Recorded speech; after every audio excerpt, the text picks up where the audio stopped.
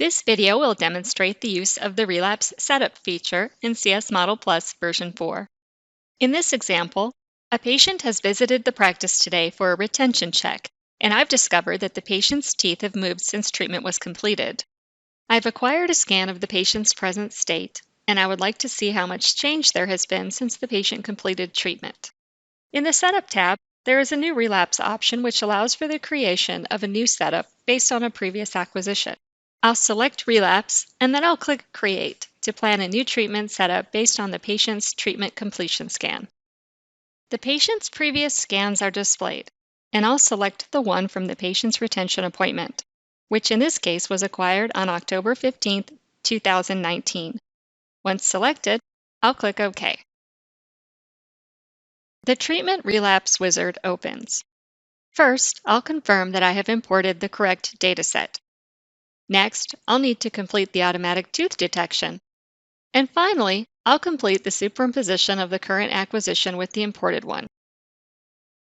When I've determined that I have selected the correct dataset, I'll click Next. CS Model Plus will automatically detect the teeth and will perform the segmentation on the model. Since the scan I'm importing was acquired 5 months later, CS Model Plus needs to re-identify and resegment the teeth so it can compare the scan dataset to the initial scan. Next, I'll verify that all teeth were segmented and numbered correctly. I can see that the margin line of tooth number 22 needs to be manually adjusted, so I'll select tooth number 22 from the tooth chart and then click Modify Fix Automatic Tooth Detection to correct the margin line. In this case, I'll click Remove Margin Line and then tooth number 22. Notice that the margin line of tooth number 22 disappears. Instead of manually clicking to select the margin line, I'll show you the automatic method. I'll click the plus sign and then select Automatically Create Margin Line.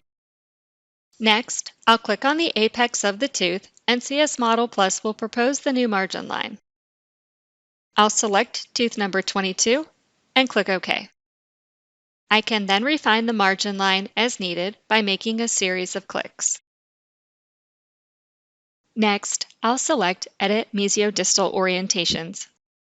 I'll select the bottom view orientation, and I'll verify that the teeth are correctly identified. I'll make my final small adjustments, clicking and dragging to change the view of the model as needed. When I'm finished, I'll click Next. CS Model Plus will perform the automatic calculation to superimpose the acquisition from today's checkup appointment with the scan that was acquired on October 15th at the patient's retention appointment. I'll review the models to confirm that the superimposition was successful. I can use the slider bar to toggle the view between the new or imported dataset, which appears in blue, or the current dataset, which appears in white. If I'm not satisfied with the superimposition, I can select Fix Superimposition, and I can click and drag the green arrows to adjust the superimposition of the imported dataset. I can also undo any changes that I make and revert back to the superimposition that was automatically calculated. Once I've confirmed that the superimposition is correct, I'll click Relapse. The setup will be created from the acquisition. Using the Relapse option eliminates the need to create a new setup for optimal oral liner treatments. Instead, the software works backwards from the patient's final achievable result to create the new Relapse setup. The amount of time it takes to create the final Relapse setup varies based on the configuration of the computer. Be certain that your computer is equipped with the recommended system requirements for optimal performance. The final setup is displayed, which is an exact match for the scan that was acquired at the patient's retention appointment. I can left-click and drag the mouse to view the occlusal surface or the lingual surface of the models as desired.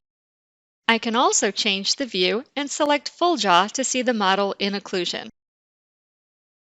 I can use my mouse to scroll and zoom in on the model for a closer look.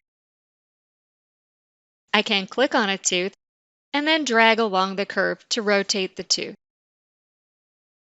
The amount of rotation is displayed in degrees and updates in real time.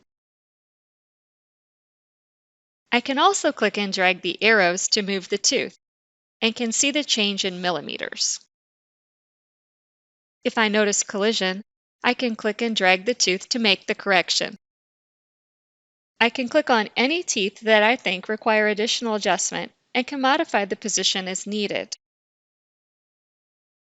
I'll make a few more adjustments to modify my final setup. Notice that some areas of the model are displayed in orange.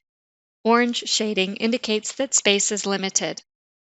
This alerts me that there may be a need for interproximal reduction as the case progresses. When I'm finished, I'll click Validate.